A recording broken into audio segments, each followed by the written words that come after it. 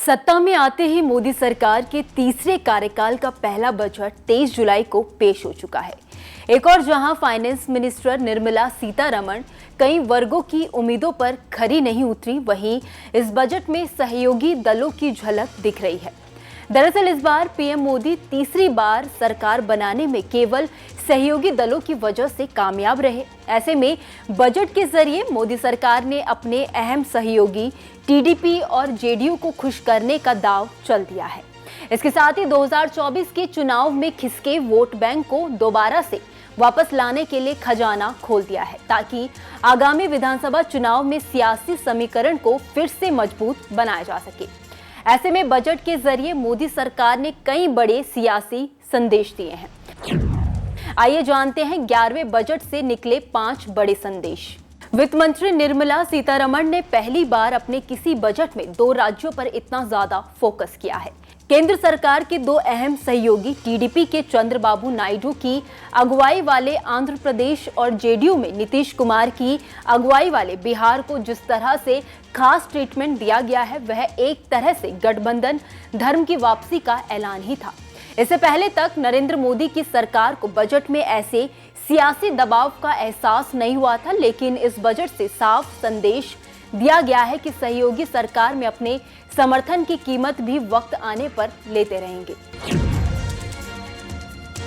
Budget में यह भी साफ दिखा है कि 4 जून को आए आम चुनाव के जनादेश का साया सरकार पर है। इस बार विपक्षी दलों ने रोजगार को बड़ा मुद्दा बनाया था। बाद में आए आंकड़ों ने भी संकेत दिया है कि युवा वोटरों ने इस मुद्दे पर बीजेपी से नाराजगी दिखाई है। सरकार ने बजट में इस पर ध्यान दिया और युवा और उनके रोजगार को बड़े फोकस में रखकर संदेश दिया कि वह सियासी परिणाम से सीख लेने को तैयार है। इससे साफ जाहिर है कि आगे की राजनीति में युवाओं पर भी सभी राजनीतिक दलों का फोकस और बढ़ेगा और सरकार की नीतियां भी इनके इर्द गिर्द घूमेंगी।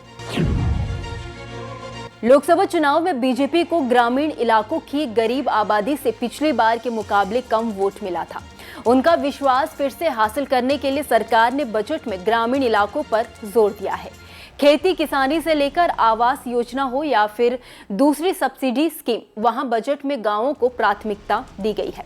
जानकारों के अनुसार सरकार बजट में लोक लुभावन योजनाओं से जरूरी बची, लेकिन बजट का बड़ा हिस्सा वही खर्च करने की मंशा दिखाई है। एनडीए सरकार के तीसरे कार्यकाल के इस पहले बजट में अगर सबसे अधिक इंतजार किसी बात को लेकर था तो वह ये कि इसमें मिडिल क्लास के लिए क्या है, क्या टैक्स में राहत मिलेगी। लेकिन पिछली बार की ही तरह इस बार भी मिडिल क्लास के प्रति दुविधा इस बजट में भी दिखी। बजट में इस वर्ग को टैक्स के मोर्चे पर आंशिक राहत जरूर मिली, लेकिन फौरी प्रतिक्रिया में यह क्लास खुश नहीं दिखा। ऐसे में आने वाले सालों में उन्हें साधने की कोशिश हो सकती है। सरकार ने यह भी संदेश दिया है कि मिडिल क्लास को सीधा लाभ देने के बजाय उनके लिए बेहतर संसाधन जुटाने पर फोकस रहेगा। इस बार बजट में बड़े जोखिम लेने से परहेज किया गया है। बड़े बोल्ड रिफॉर्म को जगह नहीं मिली, बहुत कुछ मौजूदा स्थिति का पालन किया गया। नीतिगत स्तर पर पुरानी योजनाओं को विस्तार या उन्हें बेहतर बड़े स्तर पर लागू करने की बात कही गई, लेकिन वित्तीय घाटे को काबू में रखने के लिए मोदी इकोनॉमिक्स का साफ मैसेज दिया गया कि इस मोर्चे पर कोई समझौता नहीं होगा।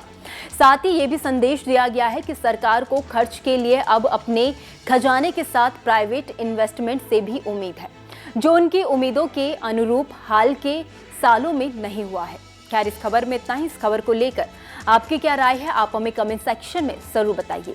वीडियो अगर पसंद आया हो तो वीडियो को लाइक और शेयर करना ना भूलें। बाकी देश और दुनिया की तमाम बड़ी अपडेट्स के लिए देखते रहिए न्यूज नेशन का डिजिटल प्लेटफॉर्म। न्यूज नेशन अब व्हाट्सएप पर खबरों की ताजा अपडेट के लिए न्यूज नेशन के इस क्यूआर कोड को स्कैन करें।